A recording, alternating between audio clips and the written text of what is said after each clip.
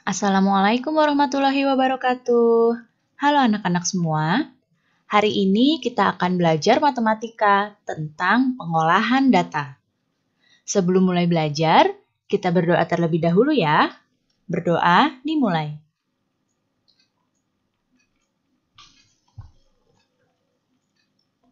Berdoa selesai.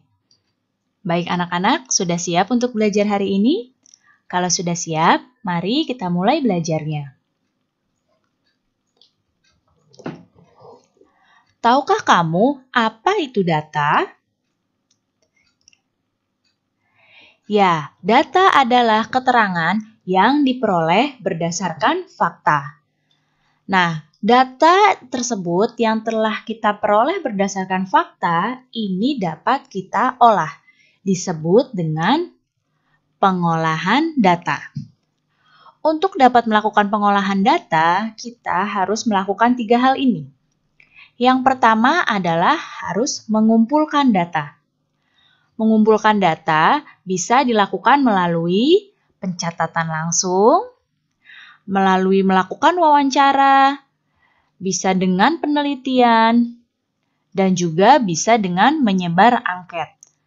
Nah, setelah data terkumpul, maka hal selanjutnya yang kita lakukan adalah membaca datanya. Ya, setelah membaca data, kita dapat menyajikan data tersebut. Nah, sekarang kita akan mempelajari membaca data terlebih dahulu ya.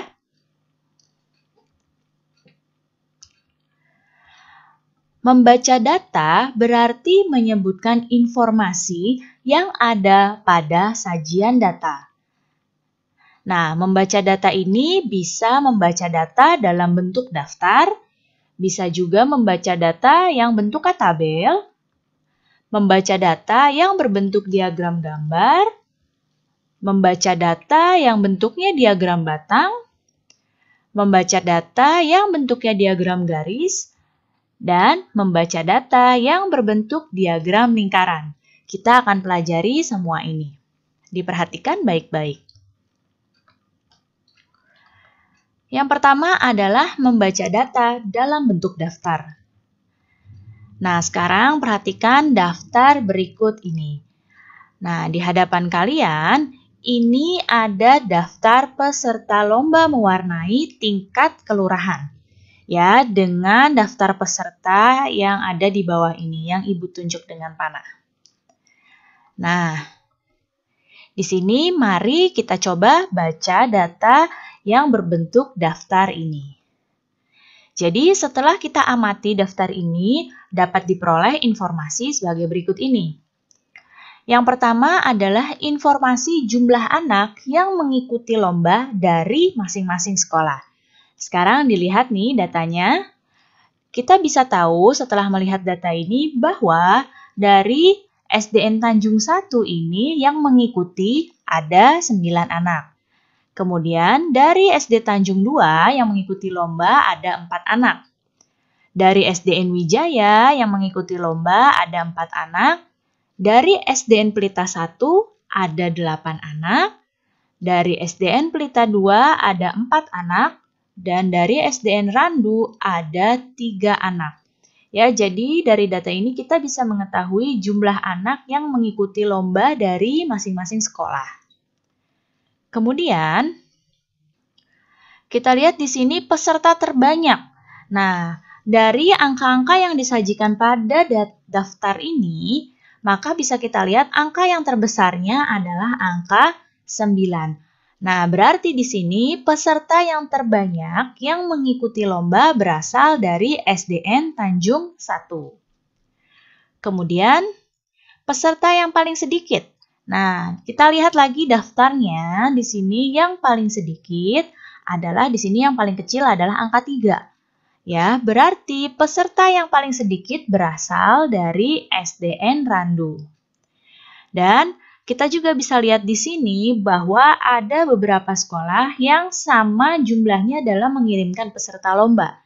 Ya, jadi di sini ada masing-masing 3 sekolah yang mengirimkan peserta sebanyak 4 anak, yaitu SDN Tanjung 2, SDN Wijaya, dan SDN Pelita 2.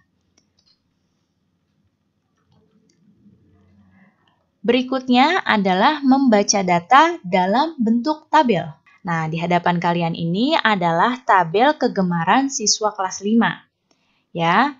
Nah, dari data dalam bentuk tabel ini bisa kita lihat di sini yang pertama adalah kegemaran melukis. Melukis dengan banyak siswa 6. Artinya bisa kita baca bahwa sebanyak 6 siswa ini gemar melukis. Ya. Kemudian menari. Nah, menari di sini banyaknya siswanya ada 7. Artinya sebanyak 7 siswa ini gemar menari. Berikutnya bermain musik. Bermain musik banyaknya siswanya adalah 5.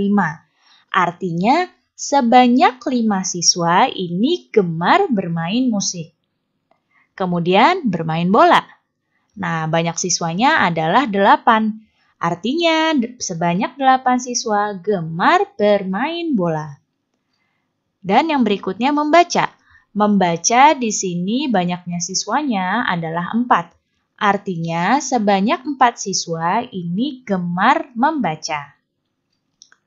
Kemudian dari tabel ini, ya, kita juga bisa lihat yang terbanyak dan juga yang paling sedikit. Nah, bisa kita lihat di sini, kegemaran yang paling banyak adalah bermain bola. Ya, di sini anak-anak yang paling banyak kegemarannya adalah bermain bola, yaitu dengan banyak siswanya 8. Dan dari tabel ini juga bisa kita tahu yang paling sedikit. Kita lihat yang angkanya paling kecil. Nah, di sini adalah angka 4. Artinya yang paling sedikit ini adalah membaca. Jadi, kegemaran yang paling sedikit adalah membaca. Berikutnya, membaca data dalam bentuk diagram gambar. Diagram gambar itu seperti apa ya? Nah, bisa kalian lihat di hadapan kalian. Nah, yang seperti ini disebut dengan diagram gambar.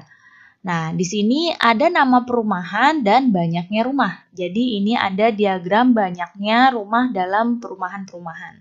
Biasanya dalam satu gambarnya ini menggambarkan jumlahnya. Seperti di sini pada keterangan bisa kita lihat satu gambar rumah ini melambangkan 10 rumah. Nah, berarti di sini bisa kita lihat dari data ini, informasi yang bisa kita dapatkan dari diagram gambar di atas, yang pertama kita lihat dari perumahan Bougainville. Di sini ada 4 gambar rumah. Ya, ada 4 gambar rumah dan satu rumahnya ini melambangkan 10 rumah. Artinya 4 dikali 10 berarti 40 rumah. Artinya di perumahan Bougainville ini terdapat 40 rumah. Kemudian kita lihat di perumahan Anggrek, ada 6 lambang rumah. Berarti kita kalikan 10, 6 dikali 10. Nah, berarti di perumahan Anggrek terdapat 60 rumah. Selanjutnya di perumahan Cempaka. Di perumahan Cempaka ada lambang 7 rumah. Berarti 7 dikali 10, yaitu 70 rumah. Ya, berarti di perumahan Cempaka terdapat 70 rumah. Dan di perumahan Tanjung, di sini ada 5 lambang rumah. 5-nya kita kali 10, berarti di perumahan Tanjung terdapat 50 rumah. Nah, di sini lambang-lambang yang muncul seperti ini, kita harus lihat dulu dalam keterangannya itu satu lambangnya ini melambangkan seberapa banyak. Berikutnya adalah membaca data dalam bentuk diagram batang. Sekarang, kita lihat ada diagram batang nilai ulangan matematika siswa kelas 5. Nah, yang ada di hadapan kalian ini adalah diagram batang. Karena di sini bentuknya seperti batang-batang. Bisa kalian lihat di sini, yang horizontal ini adalah nilainya dan yang vertikal ini adalah banyak siswanya. Nah, di sini coba kita lihat informasi apa yang bisa kita baca dari diagram batang di atas. Kita lihat yang pertama, yaitu nilai 6. Nilai 6 ini kalau kita tarik garis lurus, nah garis putus-putus seperti ini berada di angka 4. Artinya sebanyak 4 siswa dapat nilai 6. Kemudian yang selanjutnya nilai 7. Kita tarik garis lurus lagi seperti tadi. Nah, seperti ini jadinya. Namun di sini tidak ada angkanya. Nah, di antara angka 6 dan angka 8 di sini adalah ada angka 7, cuma tidak dituliskan di sini. Kalau posisinya di tengah-tengah, itu artinya angka yang berada di antara angka tersebut. Di sini berarti sebanyak 7 siswa ya mendapatkan nilai 7. Nah, kemudian yang selanjutnya adalah yang nilai 8. Kita tarik garis lurus, ternyata berada di angka 10. Artinya sebanyak 10 siswa mendapatkan nilai 8. Berikutnya adalah yang angka 9 dapat nilai 9. Di sini ditarik garis lurus. Nah, kembali lagi ada di tengah-tengah. Di antara 8 dan 10 artinya di sini ada angka 9. Nah, berarti sebanyak 9 siswa mendapatkan nilai 9. Dan satu lagi yang dapat nilai 10.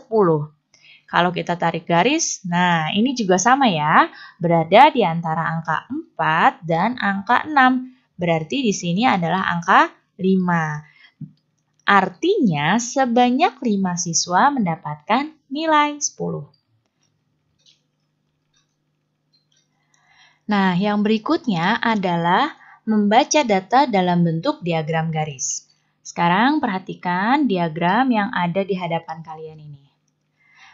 Nah, ini adalah data hasil panen jagung pada desa Sukamakmur. Bisa kalian lihat di sini, ada gambar seperti garis. Nah, yang gambar seperti garis ini namanya diagram garis. Di sini bisa kita lihat, yang horizontal ini melambangkan tahunnya, dan yang vertikal di sini adalah banyaknya hasil panen dalam kuintal. Ya, sekarang kita akan coba membaca informasi yang terdapat pada diagram garis di atas. Di sini kita lihat pada tahun 2015 yang pertama kita hubungkan dengan garis putus-putus seperti ini. Dan yang ke angka hasil panennya juga seperti ini. Ternyata di sini menunjukkan di angka 5. Artinya hasil panen pada tahun 2015 ini sebanyak 5 kuintal. Berikutnya yang 2016, sama kita tarik garis juga putus-putus seperti ini. Dan garis yang satunya lagi yang ke banyaknya hasil panen. Nah, di sini dapat kita baca bahwa hasil panen pada tahun 2016 adalah 10 kuintal. Berikutnya di tahun 2017, sama kita gabungkan garis putus-putus seperti tadi. Kita pertemukan antara tahun dan banyaknya hasil panen. Nah, ketemu di sini pada tahun 2017 hasil panennya adalah 20 kuintal. Nah, sekarang tahun 2018. Sama seperti tadi, kita hubungkan dengan garis putus-putus seperti ini. Nah, kita baca pada tahun 2018 hasil panennya adalah 15 kuintal. Dan satu lagi tahun 2019 kita hubungkan lagi. Nah, seperti ini. Maka pada tahun 2019 hasil panennya adalah 20 kuintal. Selanjutnya, membaca data dalam bentuk diagram lingkaran. Nah, bisa kalian lihat di sini di hadapan kalian ada sebuah diagram lingkaran buah kesukaan siswa kelas 5. Nah, di sini ada nama-nama buahnya dan ada persentasenya. Nah, cara membaca dari diagram lingkaran ini, di sini bisa kita lihat yang Ibu beri lingkaran warna biru. Nah, berarti dapat kita baca bahwa sebanyak 25% dari jumlah siswa ini menyukai buah mangga. Berikutnya, nah, yang apel. Artinya, sebanyak 20% dari jumlah siswa menyukai apel. Berikutnya, nah ini yang buah pisang, berarti sebanyak 20% dari jumlah siswa menyukai buah pisang. Dan yang terakhir adalah dari buah jeruk.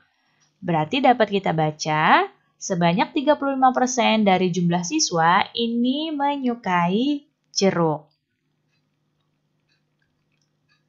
Baik anak-anak, cukup sekian ya penjelasan Ibu kali ini. Mudah-mudahan kalian paham dan mengerti. Terima kasih anak-anak semua. Sampai jumpa lagi. Wassalamualaikum warahmatullahi wabarakatuh.